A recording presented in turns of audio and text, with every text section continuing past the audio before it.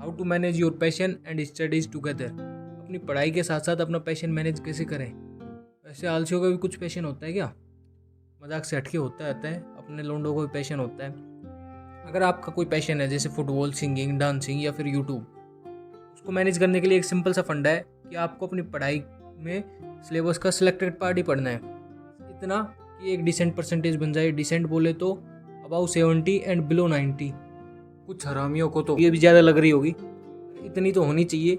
अगर किसी को अबाउ 90 चाहिए तो भाई मैं आपको बता दूं, अबाउ 90 के लिए आपको 2 गुनी मेहनत ज़्यादा करनी पड़ेगी और आपको टाइम भी 2 गुना ज़्यादा देना पड़ेगा पढ़ाई में। जैसे बिलो 90 के लिए आपको डेली 2 घंटे पढ़ने पड़ेंगे, तो अबाउ 90 के लिए आपको डेली 3 से 4 घंटे पढ़ने पड़ेंगे। क्योंकि अबाउ 90 में फिर आप कोई टॉपिक स्किप नहीं कर सकते। जैसे कुछ टॉपिक हो जाते हैं जो 1-2 बार पढ़ने समझ में नहीं आते, तो स्किप नहीं कर सकते, आपको पढ़नी पड़ेंगे कैसे न कैसे करके। बिलो 90 में आप उन टॉपिक को स्किप कर सकते हैं जो आपको 1-2 बार में पढ़ने से समझ में नहीं आ रहे, तो इससे आपका बहुत ज़्यादा टाइम बच जाता है। तो अबाउ 70 एंड बिलो 90 आपके लिए परसेंटेज काफ़ी होनी चाहिए।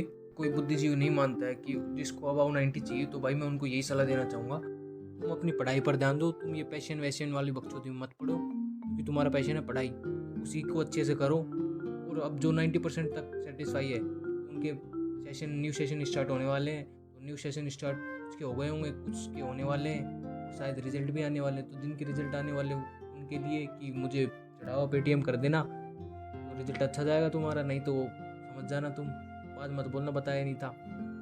तो अब न्यू सेशन स्टार्ट होने वाले हैं, तो कई लोगों के मन में क्वेश्चन उठ रहा होगा कि हमें सेशन के किस टाइम ज़्यादा पढ़ना चाहिए, किस टाइम कम पढ़ना चाहिए, हमें सेशन के स्टार्टिंग में पढ़ना चाहिए या सेशन के मिड में पढ़ना चाहिए या सेशन के लास्ट में पढ़ना चाहिए या फिर मतलब एग्ज़ाम टाइम में पढ़ना चाहिए।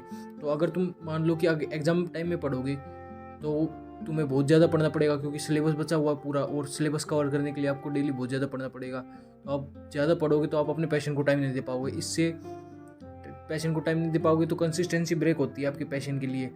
तो कंसिस्टेंसी ब्रेक हो जाती है तो सारा मामला गड़बड़ हो जाता है, क्योंकि किसी महान इंसान ने कहा है मेरे जैसे ने कि consistency is the key to success.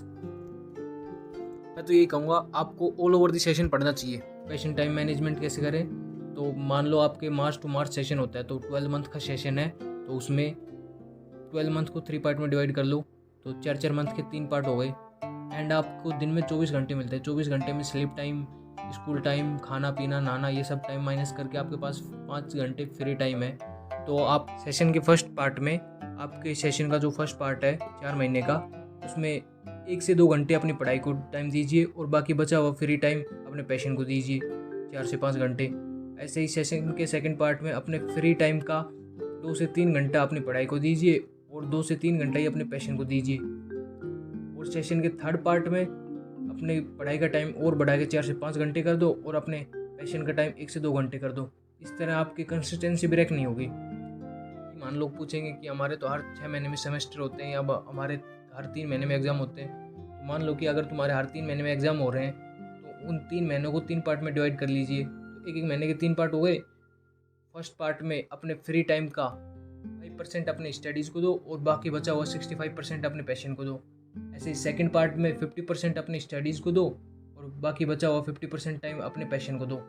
ऐसे ही थर्ड पार्ट में अपना फ्री टाइम का 65% अपनी स्टडीज़ को दो और बाकी बचा हुआ 35% अपनी पैशन को दो। और अंत में बस यही कहना चाहूँगा, कभी भी अपनी पैशन के लिए अपनी स्टडी क्विट मत करना और अपनी स्टडीज़ के लिए अपनी पैशन क्विट मत करना। वीडियो पसंद आया तो लाइक, शेयर, सब्सक्राइब और हाँ, कमेंट में कोई गाली नहीं देगा।